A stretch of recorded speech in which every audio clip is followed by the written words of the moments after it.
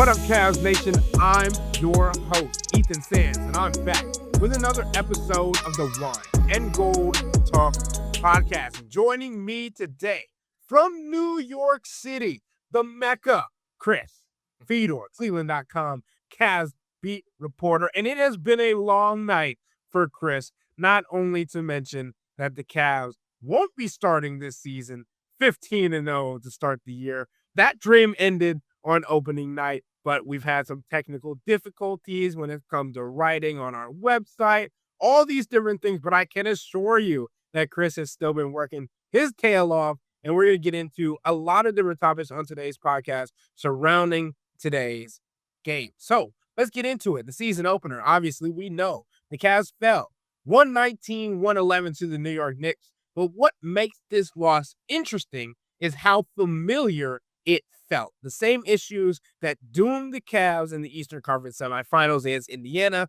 showed up again. Rebounding, physicality, late game execution. And the Cavs opened the season in New York, and somehow it felt the same as what it did in May of 2025.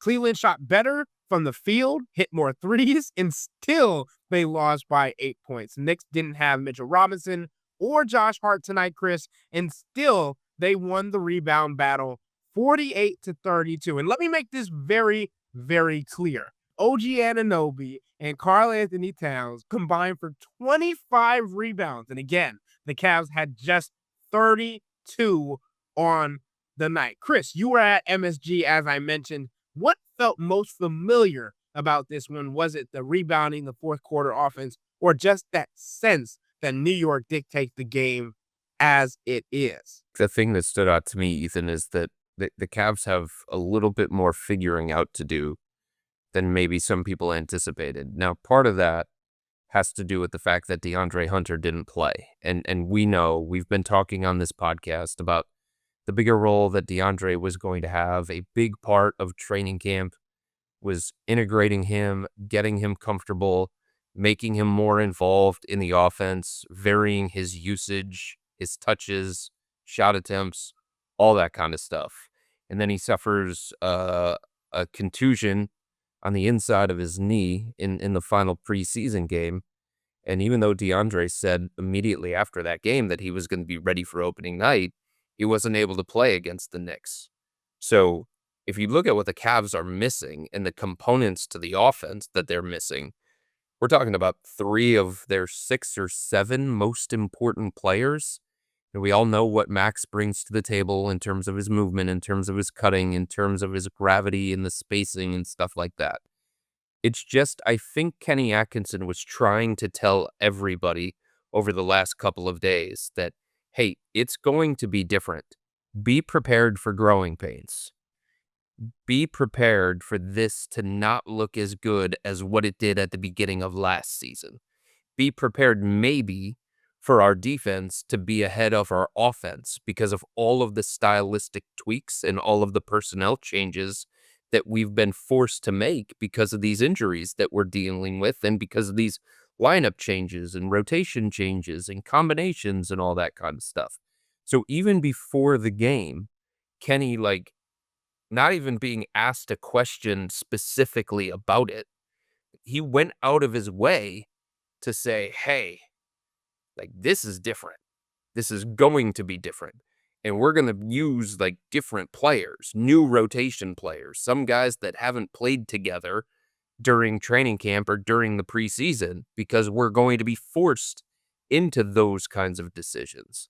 So I think the thing that stands out to me is, even though, New York has a new system, they've got a new head coach in Mike Brown who took over from Tom Thibodeau.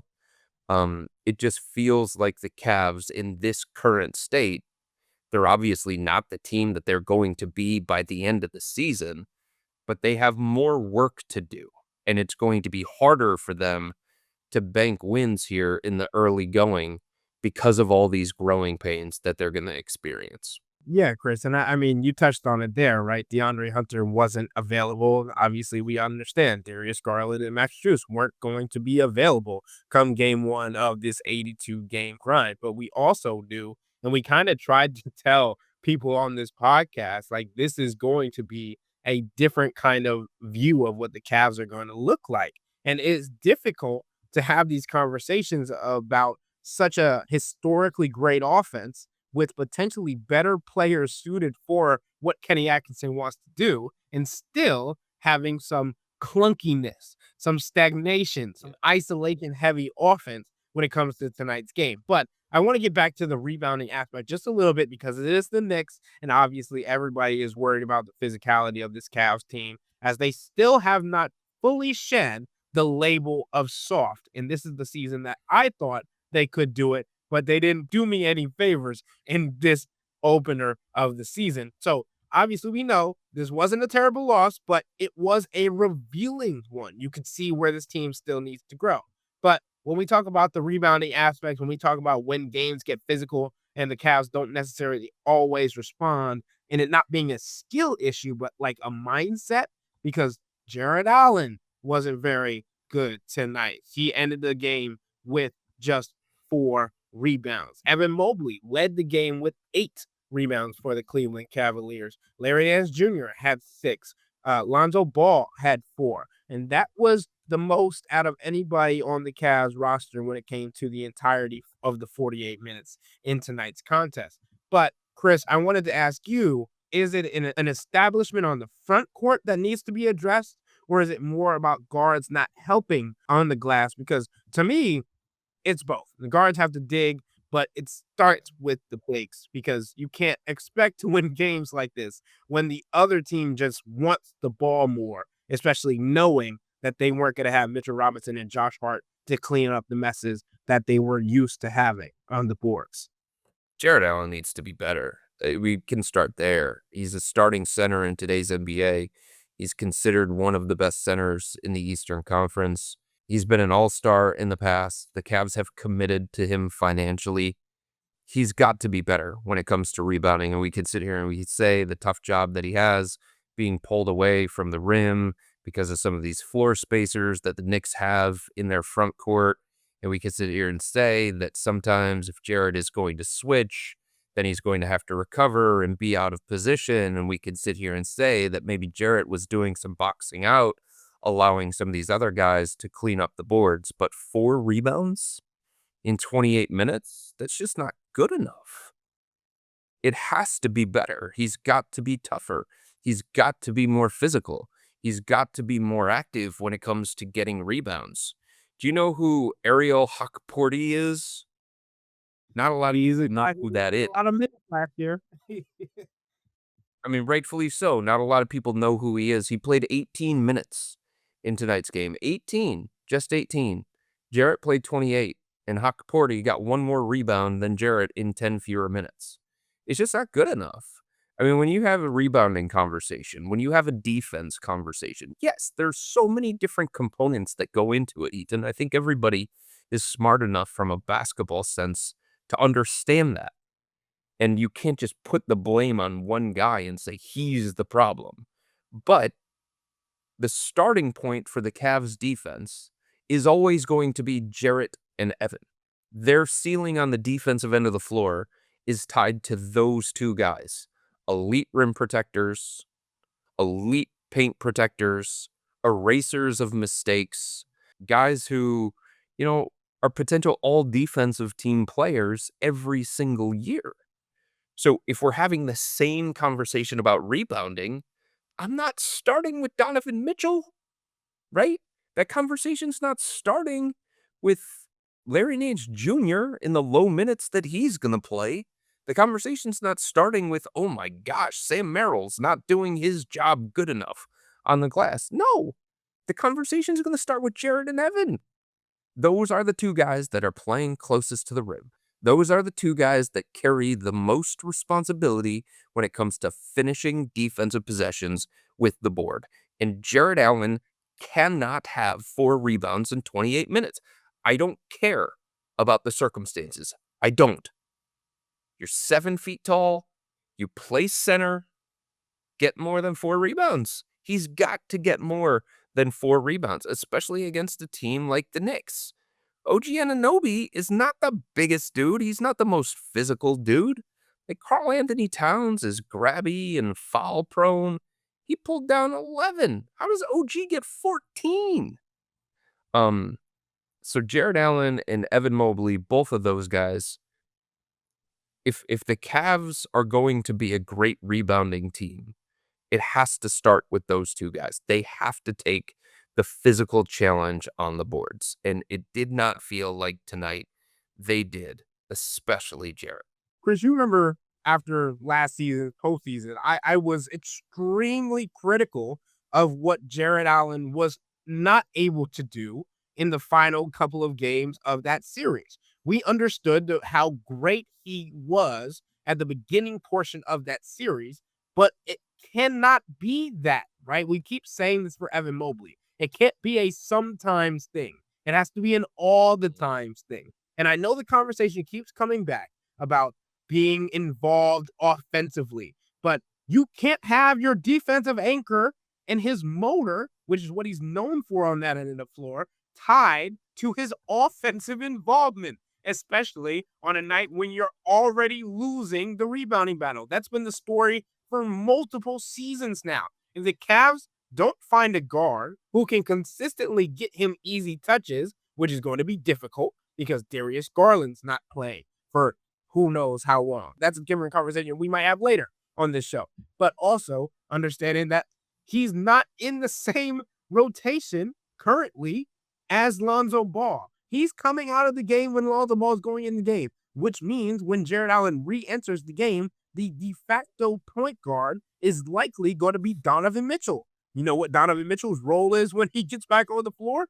Get buckets. So if you have him tied to his offensive production and defensive consistency being tied to him getting easy touches, this storyline is not going away. He's too dependent on others to be effective, and that's risky to a supposed core piece of this roster because when he's engaged, he's great, right? We understand that. But when he doesn't touch the ball for a few trips down the floor, his energy fades, and that cannot happen for a player that is known for what he brings defensively and the communication factor and the maturity that he needs to have on that end of the floor, the leadership that he is supposed to have on the end of the floor. That simply sometimes goes away because he simply does not feel as involved as he might need to on the offensive end of the floor. Sorry, Jarrett Allen, your role isn't to get 20 points a night. You know that. Everybody in the arena knows that. Your role,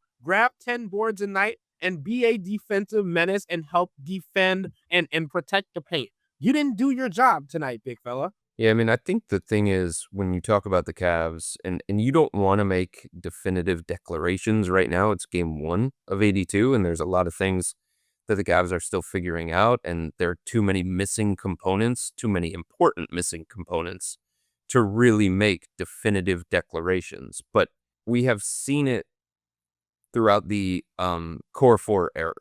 There are certain kinds of teams, there are certain styles that are just going to be problematic for this group of personnel. And I think one of the things that has been a trend is that tough, physical, energetic, active teams give the Cavs problems. And I think the root of those problems are Jarrett and Evan and how they handle that level of physicality, how they handle bigger bodied guys, how they handle, the kind of activity that some of these other teams are going to be able to throw at them in the front court. And again, you don't want to make definitive declarations, but at some point it has to be problematic to the people that are making these decisions that a specific style has been a consistent thorn in this team's side. And if you flash forward, because we're big picture too, just like we talk about the short term, we talk about the long term as well. As you flash forward, Orlando is going to be tough, physical, feisty, long bullies. Okay? Milwaukee can be that. Don't know what's going to happen with Milwaukee. Don't know if the roster's good enough. But with Miles Turner, with Giannis in the front court, And then you keep going down the list, right? The Knicks didn't have Josh Hart. They didn't have Mitchell Robinson. What happens if both of those guys play? What's the rebounding disparity if both of those guys play? So I think it's hard for me to say that this physicality problem is going to be correctable, especially when the personnel for the Cavs, like, what did they do to address that weakness? Jarrett's still going to be a high-minute player. Evan's still going to be a high-minute player. They're going to swallow up a majority of the minutes at those two spots. If those two guys are going to, Jarrett in particular, is going to continue to struggle with that level of physicality, that level of toughness, those quality rebounders, then why would I think that the Cavs are going to be able to handle those kinds of teams? The basic point of all of this is if you're getting bullied by Karl-Anthony Towns, you're going to have problems with Mitchell Robinson. But we talked about Donovan Mitchell and Evan Mobley, and I want to get into them because obviously those were the two top performers from tonight's game when it came to the Cleveland Cavaliers, but didn't necessarily end the way they might have wanted to or start the way that they wanted to either. Donovan Mitchell ended the game with 31 points.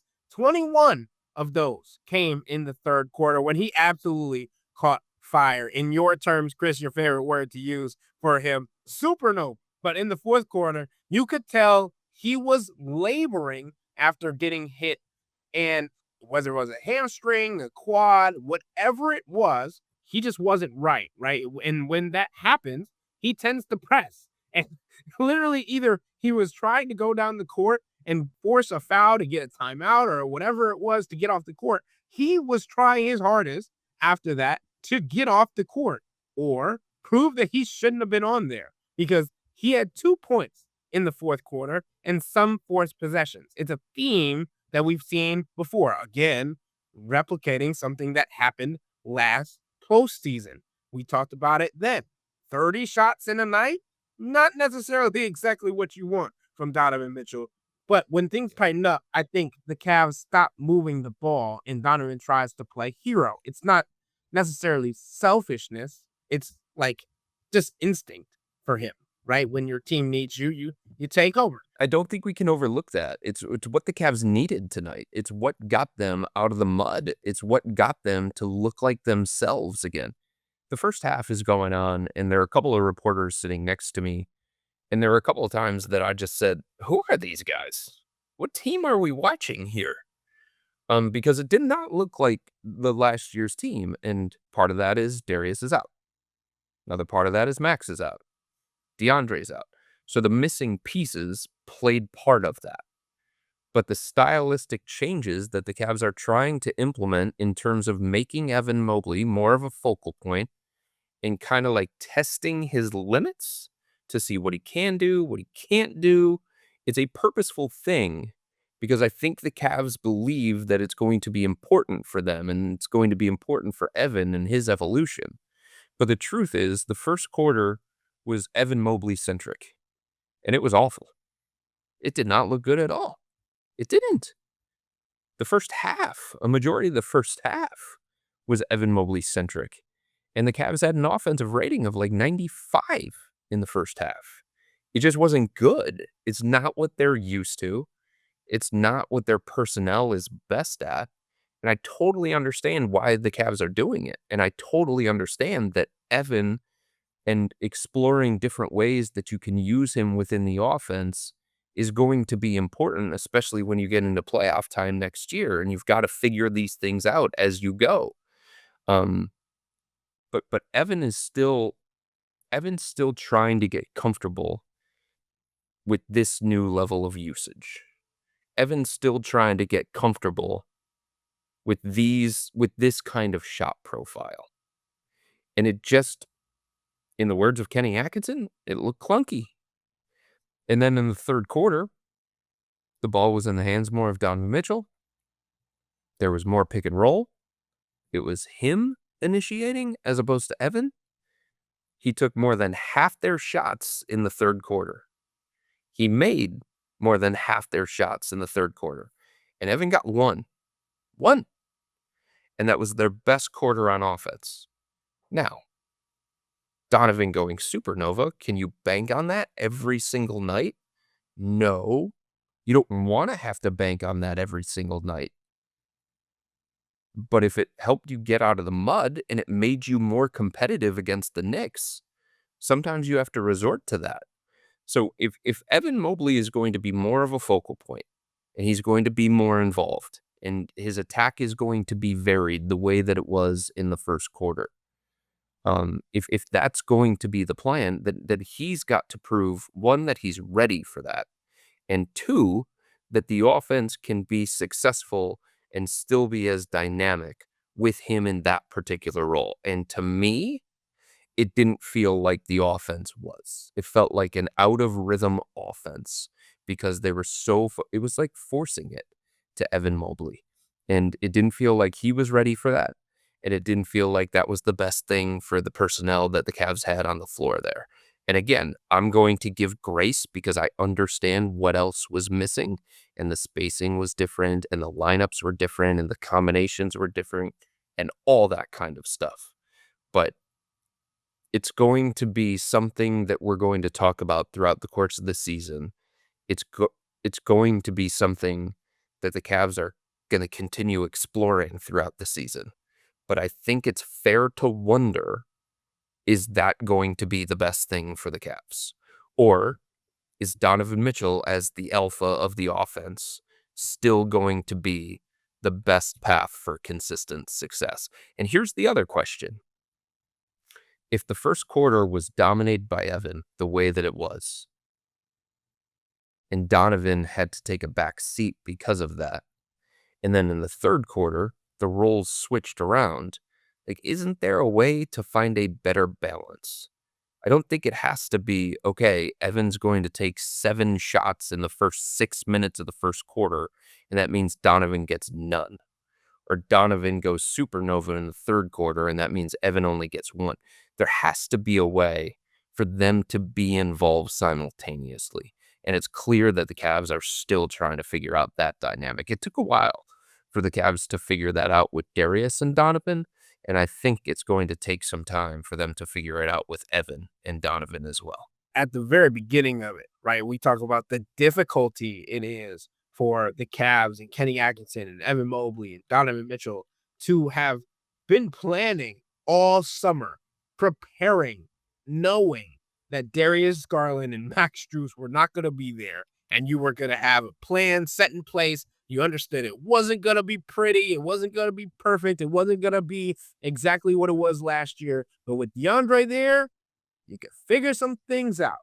And then a week before the regular season kicks off, DeAndre Hunter goes down, and you don't know if he's going to be able to go or not, right? So that's something that had to change at the drop of a hat, and they had to adjust with that, and that comes with added growing pains of what they had to do. Evan Mobley-centric and Donovan-centric, Ethan. I think the difference was that even if it was Donovan-centric, it felt like it came within the flow of the offense, and it came in a specific rhythm. When it was Evan, it felt like it was forced. And I think they just have to get to a point where when the offense flows through Evan, it still flows, and it doesn't feel forced. And it feels like those buckets, those attempts, all of that come in rhythm. And I didn't feel like that tonight. The biggest part of what the takeaway could be from tonight is Donovan Mitchell going to be healthy for game 2 in Brooklyn, right? And we know that he went down and wasn't playing to his standards. So I guess, Chris, my next question would be for you is, do you know more about what Donovan was dealing with and what his situation is going into the end of this week? Well, Donovan was having a conversation with his personal trainer, Murphy Grant, and Donovan seemed annoyed and frustrated, and he seemed to say that something grabbed, and it's obviously something that you have to monitor. Donovan's always going to downplay everything. He's always going to say, I'm good, I'm fine. But there was an extended conversation before Donovan did his media session in the locker room with his personal trainer, trying to figure out, okay, what happened here? What are the steps that we have to take to make sure that I'm good to go for Friday? I don't think it's anything serious. I don't think it's anything significant. It didn't feel like that. It's just more of a frustration thing of, are you kidding me? This is happening again. This is happening on opening night for us. I will also say that I had a conversation with somebody in the locker room about DeAndre, and there is some doubt as to whether he's going to play Friday night against Brooklyn. Now, the Cavs should not need DeAndre Hunter to beat the Brooklyn Nets. The Nets are going to be terrible again. But this was an injury that was supposed to be extremely minor. This was an injury that DeAndre said was not a big deal. So I think the point is, even if these guys downplay it, it doesn't mean necessarily that they're going to play the next game. So I think when it comes to Donovan, it's a wait-and-see approach. The Cavs are scheduled to practice on Thursday at a local college here in Manhattan. So we'll see if he's able to participate, how much he's able to participate, what he can do, what he can't do. But it felt like, to me, more annoyance and frustration than actual pain, at least after the game. Yeah, and I appreciate you giving us that update from being in Madison Square Garden, Chris. But I do want to get back to something that you said about the Evan Mobley and Donovan Mitchell dynamic before we move on to our last topic of the night. You mentioned balance, and I think that's the best word that is needed for this Cavs team when it comes to Evan Mobley and Donovan Mitchell, because we know the separation of them when it comes to the rotations is in part to allow one or the other to go and do what they feel is necessary or needed in any given moment to take over the game or to help their team be in the best possible position for when the other comes back on the floor. And as we know, Evan Mobley had 22 points tonight. 16 of those came in the first half. He took 5 field goals and 2 free throws in the entirety of the second half. Donovan Mitchell, on the other hand, had 18 field goal attempts, 8 coming from beyond the arc, and 23 points in the second half. So it's basically a polar opposite. And I think once Donovan gets going like he did in the third quarter, sometimes his mind shifts to, well, I can get it done. I have what it takes. I am an all-NBA first-team player. I should be in the MVP conversation. I have been in the MVP conversation. I can do it. But it is game 1 of the NBA season for the Cleveland Cavaliers, and what we have been preaching for the entirety of the regular season that we need to see is Evan Mobley do it more. And I think that Evan Mobley not getting enough touches or Donovan Mitchell trying to do too much in certain scenarios in the fourth quarter could have been negative in this sense, because these are the moments that he's supposed to be the focal point when it comes to the offense in the fourth quarter, and seeing what he can do in Evan Mobley against teams like the Knicks, playoff contending teams, Eastern Conference contending teams. He's not supposed to be an afterthought. You can't grow him into the franchise player if he's not part of the crunch time formula.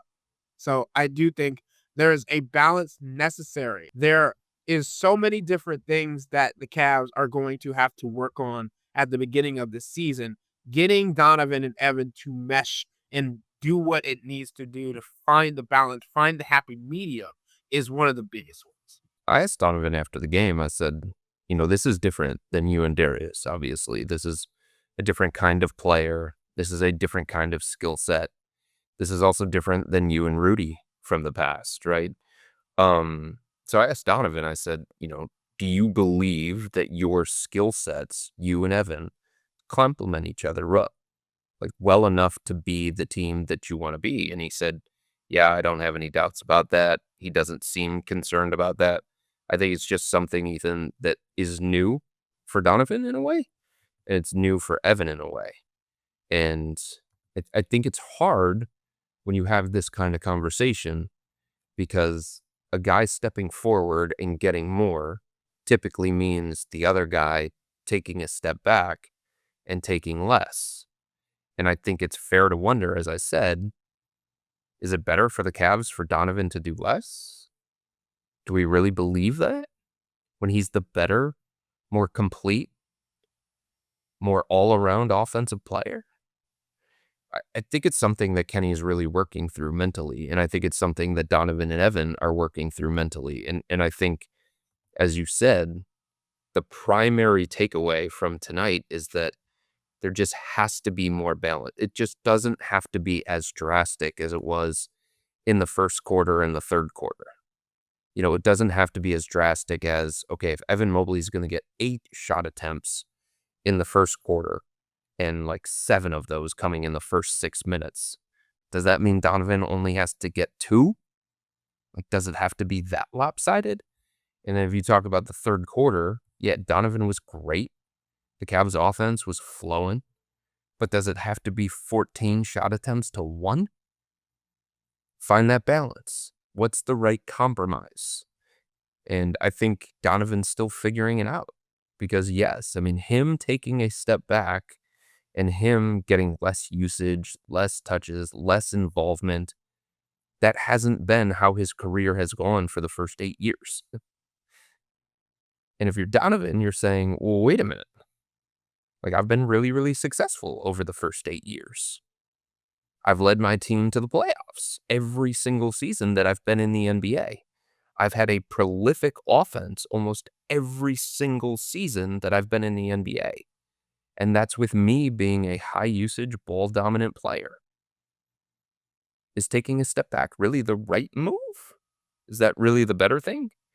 And I think it's fair to look at Donovan and say, yeah, it might be better for the team long term, but he's got to believe that enough. Does that make sense? And I'm not saying that he doesn't, and I'm not saying that he doesn't see the value of Evan Mobley as a focal point, or he's pushing back on this idea. It's not it at all. It's just when things are different, just because you want them to work out, it doesn't mean that you can just snap your fingers and have them work out. It takes time. It takes reps. And the version of Evan Mobley that the Cavs are trying to pull out is not the same one from last year. It's different than last year. And the version of Donovan Mitchell that's going to have to be out there with Evan Mobley, if Evan Mobley is going to be in that expanded role, that's different too. And you can want the right things. You can want all of these things to just work out. But it doesn't mean that it's going to. And it certainly doesn't mean that it's going to on October 22nd. So it's something that I think we have to continue to monitor. I think it's a fascinating dynamic. I really do. Because I think you're asking two guys to kind of go outside themselves in a way. And if there's a coach that can make it happen, it's Kenny. And I think if there are two players that can make it happen, it's Donovan and Evan, because they're selfless, because they're about the right things, and because they're aligned with what the goals are for this team. But I just think there are going to continue to be on-court complications because it's different. Chris, I want to get into probably the most surprising thing that happened is that Tyrese Proctor, the number 49 overall pick in the 2025 NBA draft, got significant minutes in his rookie debut at Madison Square Garden. And honestly, he got more minutes over Craig Porter Jr., which wasn't necessarily expected. But in this case, it made sense. His IQ, his size, his patience in the pick and roll, that all translated, especially against a long, physical New York Knicks team. He didn't really look overwhelmed in his debut. He looked like a player Kenny Atkinson can actually trust, a player who Donovan Mitchell has vouched for. Kenny Atkinson really does value the ball movement, the spacing, and the decision-making. And to me, Tyrese Proctor checked all three boxes. So my question to you, Chris, is, were you surprised he got those minutes this early, or did he just outplay the expectations that he might have had in training camp, preseason, and then the schematic fit for this matchup? Well, I think the other thing is Craig Porter Jr. wasn't very effective in his 7 minutes. So the minutes that are theoretically available to Tyrese Proctor, they've got to come from somewhere, right? If he's going to get into the rotation, if Kenny's going to extend it by one extra guy, then where are those minutes going to come from? They're not coming from Donovan Mitchell. They're not coming from Lonzo. I think Kenny probably played Lonzo a little bit more than he wanted to, especially on opening night. But Lonzo was really good. In terms of just like his maturity, his composure, the way that he was running the offense. Ignore the 1 of 7 from the field and 1 of 7 from 3-point range. I think his 3-pointers are going to come. I don't think shooting's going to be a problem for him. I think he's probably going to have streakiness to his 3-point shooting. But can he do the other? Can he impact the game in a positive way? Turnovers have to be a little bit lower than what they were. He had 4 in 23 minutes. But you got the sense from Kenny that he believed in Lonzo. He trusted Lonzo. He liked the things that Lonzo was giving him. So if it's not the second night of a back-to-back, if it's not a cluster of the schedule where you have to find some load management or try and limit the minutes within the game or something like that, if those aren't the circumstances that we're talking about, then the minutes have to come from somebody. If Tyrese is going to get into the rotation and if he's going to play. And the minutes tonight came from Craig Porter Jr. because the Craig Porter Jr. minutes in the first half just weren't good. He wasn't impactful. He wasn't effective.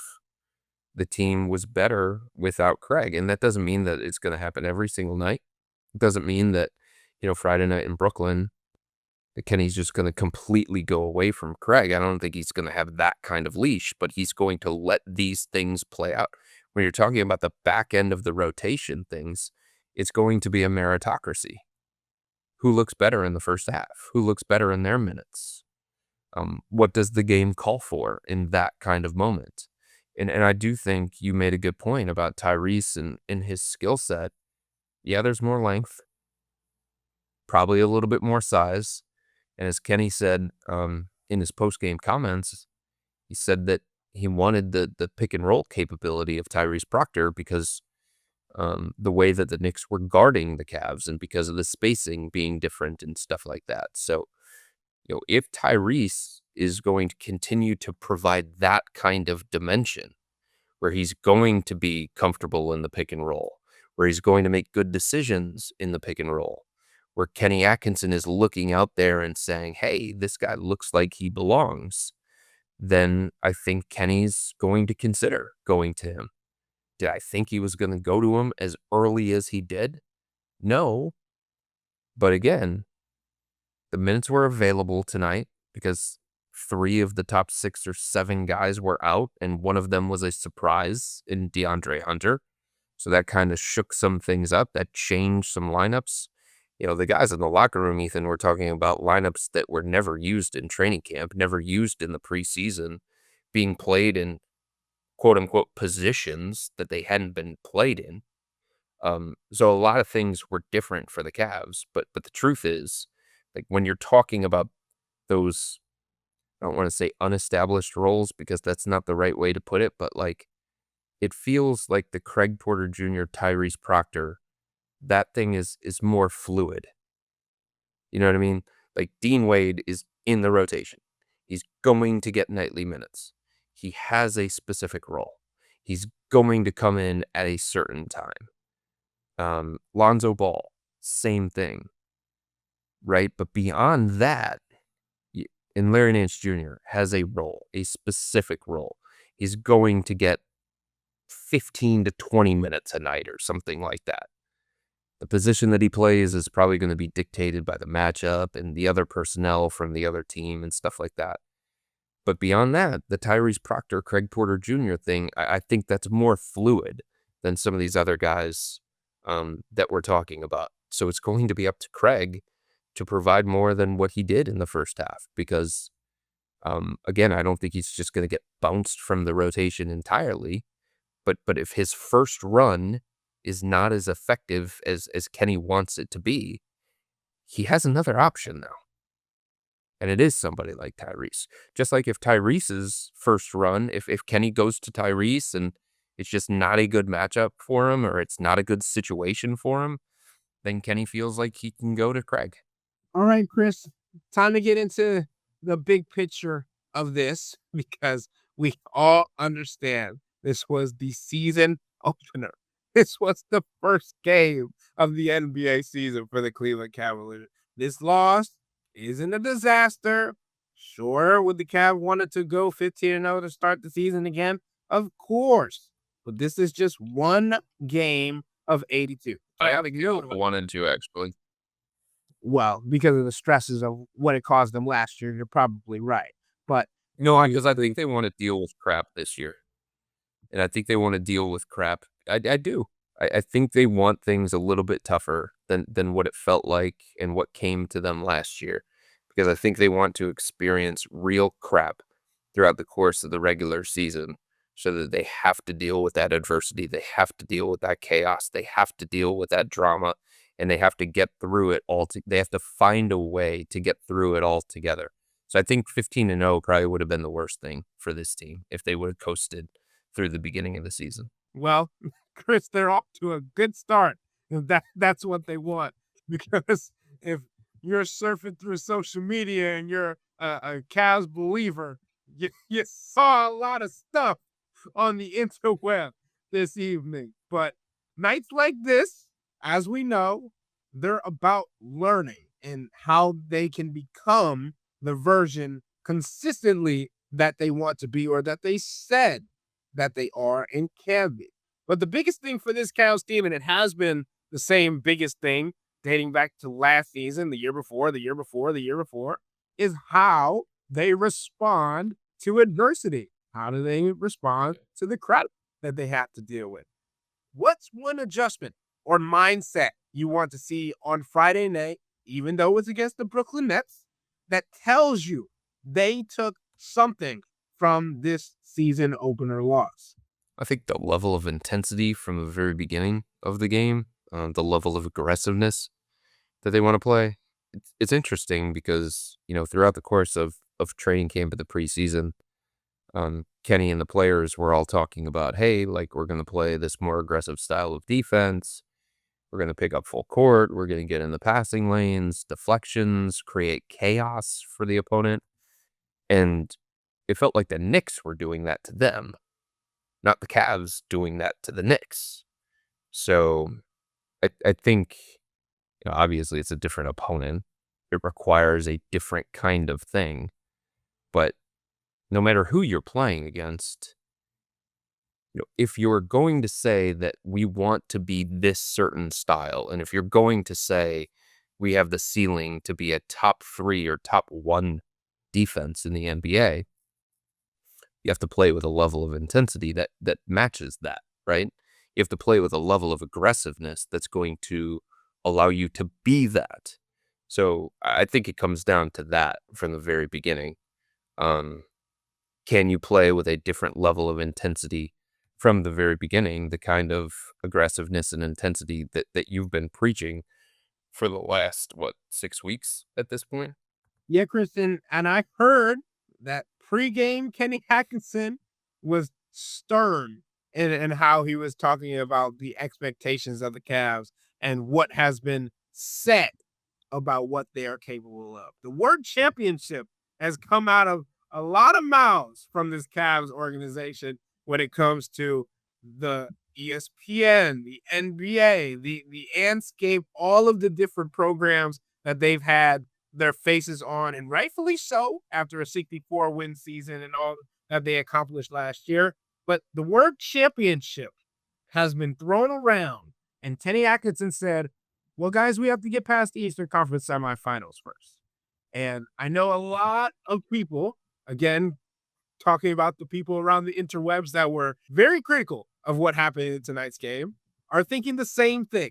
So for those listening in and thinking we're automatically thinking championship, well, Kenny Atkinson's not.